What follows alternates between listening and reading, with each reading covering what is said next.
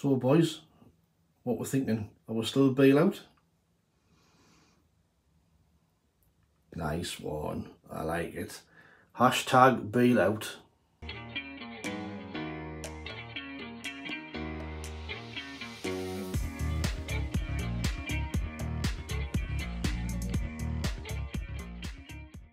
Hello, how's it going everybody? So we're back again with another video. Apologies if I start coughing my head off all the way through this. I'm still not right. I'm still feeling a bit like shit. But we're here. We're trying to do the best that we can. So yes, as you've just seen there, my boys there know the score. Hashtag Bale out. This week on social media has been absolutely mad. We know it's been a tough few weeks on and off the pitch. Being a Sunderland fan, 3 defeats in a row. You know, the embarrassment of the Mags. Then we lost at Ipswich, then got beat off Hull at the weekend. Just been saying there, that's resulted in the hashtag Bale out scenario trending on X or Twitter as high as number 4 in the UK this week. And it's not the sacking of Tony Mowbray that's the issue. You know, we kind of all knew that was in the pipeline and it was coming. But it's the appointment of Michael Beale that is causing the main issue among Sunderland fans. You know, the whole idea was to, if you were going to get rid of Tony Mowbray, was to then improve, get a good young coach, and we've settled for, well, I don't know what best it is, 3rd, 4th, 5th, 6th best, I don't know. We know all the managers that we interviewed, or supposedly interviewed, didn't want to work with us under the model. Like I said before, Christian Speakman is pulling all the strings. Top managers won't work with that. Michael Beale is the one who's obviously jumped at the chance and said, yes, I'll do whatever you ask. And now we're seeing, you know, the proof of that on the pitch. Rangers fans warned us before what he was like and what his football was like, and now that's coming true. And I've never ever seen kind of a reaction to a manager in all my, you know, 40 odd years supporting Sunderland. This mass get together. There is a few minority of people want him in, but you know, the majority of Sunderland fans want him out after only 7 games. Now, I'm personally Bale out, like I said at the start of the video, but I must say I don't agree with the personal attacks on the bloke. You know, at the end of the day, he's a human being. Yes, he's not a good coach, and yes, he doesn't help himself by what he says in his press conferences to what he says, what he does on the pitch, but that doesn't warrant some of the stuff that I've seen on social media. Some of it's been quite, you know, disgusting really. So I didn't condone that, but I am firmly in the hashtag Bale out. Now, if we get beat on Saturday to Hull, surely that has to be the end of Michael Beale, but it'll all depend on how much of a man Christian Speakman is to admit his mistakes and admit he made the wrong appointment. But the sticking point is obviously going to be money. We've given him a 2.5-year contract. That's got to be paid up. So, you know, where's that money going to come from? But we'll have to wait and see how it pans out. I thought he might have gone before the weekend, based on, you know, on the public outcry and what's been happening. But he's still here. I'm interested to see what his press conference says tomorrow, to see how he reacts and see how his demeanour is. But we'll take it from there. A knock-on effect of that as well, we've got 7 days left in the transfer window. Not signed anybody yet, despite, you know, being linked with a host of players. You know, there's players like Jan in Villa. Apparently contact had been made. Bale came out and denied that was the case. Never been in touch with him. Kiefer Moore, now that looks like a no-go. They want to try and sell him. Well, we'll not pay that, or we won't pay the wages for him either. Macaulay Langstaff from Notts County, for me, would be a good chance to take. He's a goal scorer. He knows where the net is. Yes, in lower leagues, but when you've got somebody who can score goals, you tend to find that follows them all the way through the leagues. Look where Jamie Vardy started, etc. So for me, he'd be a one I'd be prepared for to take a punt on. Luke Thomas, a left back from Leicester, we're desperate for a left back. You know, the injury again to RG Alicia is a massive blow. Another month he's going to be out, so we need cover in that way. We need a left back. No, not cover, we need a left back. He's been on loan at Sheffield United, been recalled back to Leicester. Apparently we've been after him. Skelly Alvaro is a 21-year-old 6'7" centre midfielder wonder kid from Lyon, who looks an absolute unit, and he looks like he'd be an absolute fantastic sign. However, you know, Bundesliga teams are after him, like Werder Bremen are after him. So if them type of sides are after him, then I don't think we've got much chance of getting him. That's a loan as well. The only one with a little bit concrete and looks like it's going to be announced possibly today sometime. So watch social media for that one coming up. Is Callum Styles, is a centre midfielder, stroke left midfielder, stroke left wing back, stroke left back, from Barnsley. 23-year-old Hungarian. He scored 3 goals and 1 assist this season, I believe. That's a loan deal with an option to buy before the end of the season. He was left out of their squad last night to play Oxford, and Neil Harris confirmed that he is in discussions with another club, thought to be us. So, now, what's my thoughts on that one? Obviously, it's not a signing that really gets the juices flowing, if you like, but it's the model, isn't it? He's a young lad, 23-year-old, obviously got a sell-on value. Some of the Barnsley fans reckon he's a canny player, decent player, but he's unproven at championship level, I think. Not the type of signings I would be going for, but if he comes in, we'll back him and give him a chance. So also been linked with some players gone out. Jay Matete has been linked with a couple of teams interested, not sure who they are, but that could be loan or a permanent. Lewis Emir, Michael Beale confirmed that he might be going out on loan, would do him the world of good. I would tend to agree. He'd benefit for a run in a League One side, probably. Jefferson Bennett being linked with a move to Scottish Premier League Hibernian, again would do him the world of good. Jack Clark, the ongoing saga with Jack Clark. Brentford, the latest team to be interested in him. West Ham look to have cooled their interest, excuse me, with they're about to sign somebody for 15 million, so that might ease their interest in Jack Clark. Alex Pritchard, apparently there's a bid being rejected from Birmingham, which I didn't really get the Pritchard situation. Obviously, when Tony Mowbray was here, Pritchard wasn't getting picked. Now, whether that was down to Speakman, since Bale's took over, Pritchard's been in the side. So is it the case of that Tony Mowbray wasn't picking him? I didn't know. It's a bit of a strange situation. So it seems a bit strange if Birmingham have come in with a bid for him. But he's also been linked with Siverspor and also teams in America. So I hope I'm wrong, because he's the one player that's been trying to make us tick over the last 5-6 weeks. I've got a feeling he will leave before the deadline on the 31st. And Bradley Dack has also been linked with a move to Wigan. I'm sure that will please a certain member of SAFC Fan TV. If he is to go during this window, again, hasn't really offered anything to Sunderland apart from scoring, 1 goal against Southampton. He's been injured, hardly featured. So for me, if he leaves, I'll not lose any sleep over that one. But these 7 days are going to be crucial for the club and for KLD and Speakman, in my opinion. Tensions are already running high. If we don't get this goal scorer in and a left back at least, then it's going to be a long second half of the season. Me personally, I already think the season's done and dusted. I really, unless we get rid of Bale, of course, but I only see us heading one way, and that's down the league, not up. But we move on to Stoke on Saturday. Another team who have recently had a change of manager. They're now managed by Stephen Schumacer, who was, of course, linked with us, a good young manager. Now, apparently he turned us down, if you read between the lines.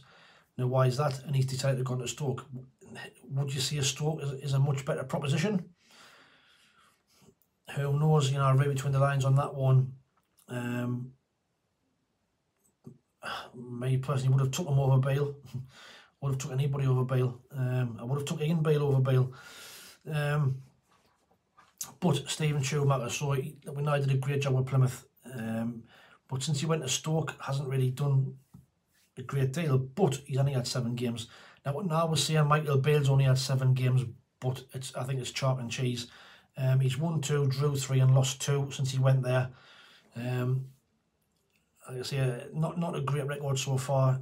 I think he won his 2nd game in charge against Millwall. Then had 2 draws and a defeat. Then beat Rotherham and then lost to Birmingham at the weekend. They have lost 2 of the last 3 games, like I've just been saying, against Tony Mowbray's Birmingham. That run of games and the overall leaves them in 19th place. They've played 28, won 8, drew 8, lost 12. They've scored 27, conceded 34. They're currently on 32 points. That leaves them 8 points and 9 places below us. Now, so even though they're in 19th, this is a worrying thing from a Sunderland fan. They're only 8 points behind us and they're in 19th place. So it's only going to take, you know, a run of defeats and a run of poor results and we'll be down there and all.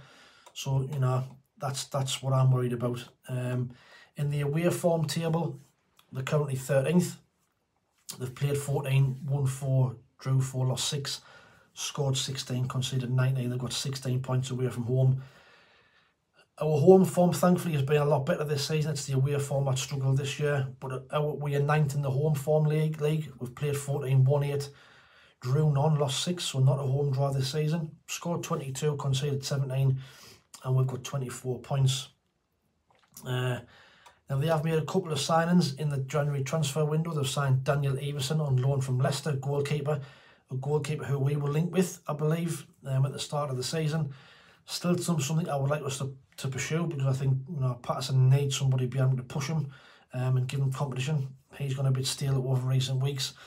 They also signed Luke Cundle, 21-year-old centre midfielder on loan. He has been at Plymouth for the first half of the season. Recalled from Wolves, and he's now gone to Stoke. Top performers this season, well, Mark Travers was a goalkeeper who was in at the start of the season. He's since been recalled by Bournemouth, hence the reason why they've just signed Everson. Wouter Berger, midfielder, and Keanu Huiver, defender, is their top performers this season. Top goal scorers, Andre Vidigal has got 5, Luke Cundle's got 3, but that'll have probably been with Plymouth. And Ryan Mamia has got 3 as well. Same with the assists. Cundle's got 5 assists this season, but majority of them will have been with Plymouth. But just shows you they've recruited a good young centre midfield player who can score and assist as well. Wouter Berger has got 3 assists, and Said Haksabanovic has got 2 as well. So they are, you know, a decent side. They're a side in transition similar to us.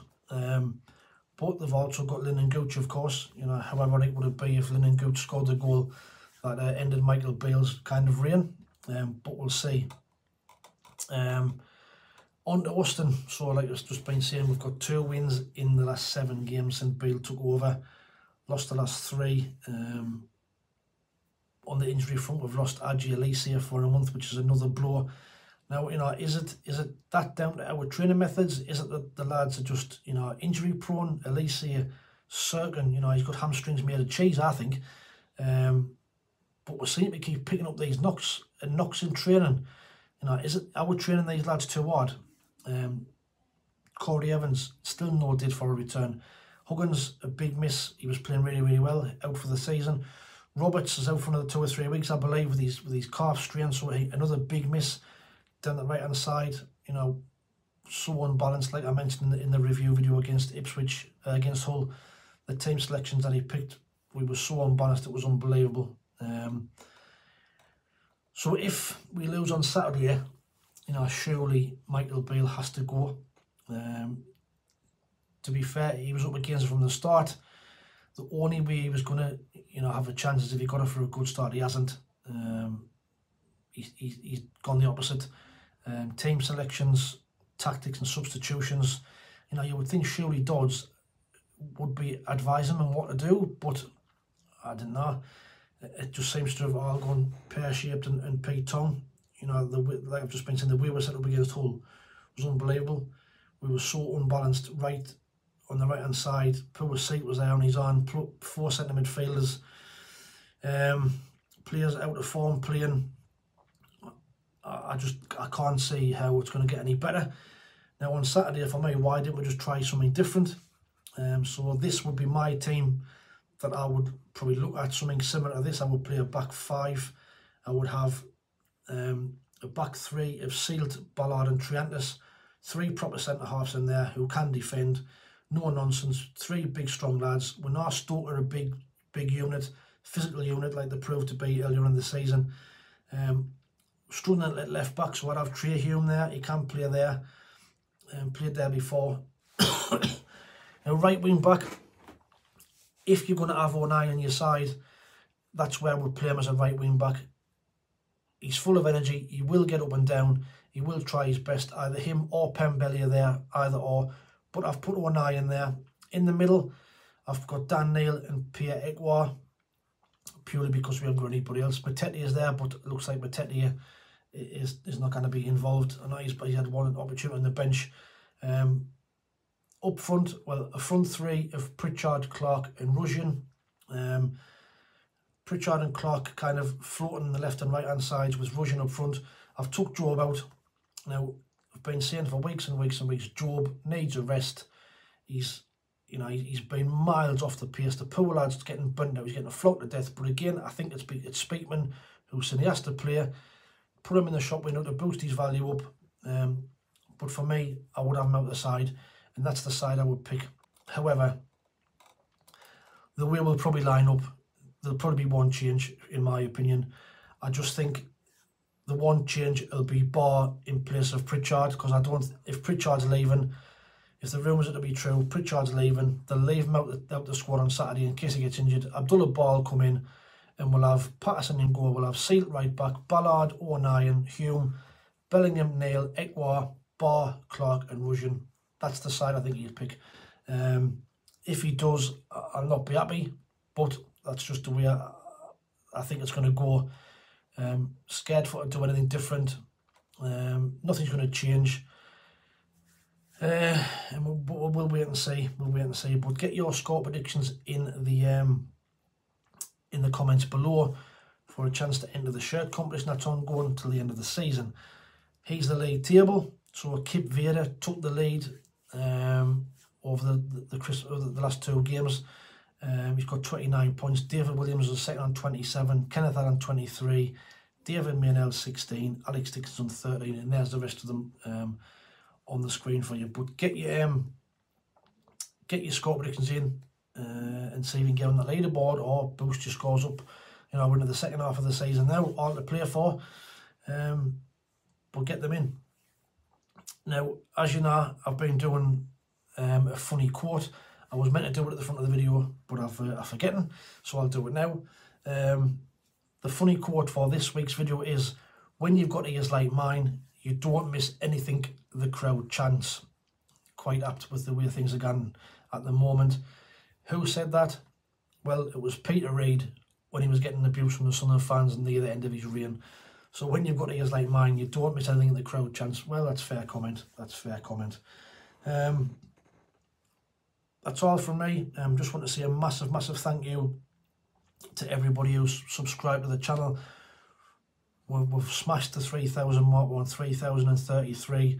I'm absolutely buzzing and absolutely humbled by everybody's response to that.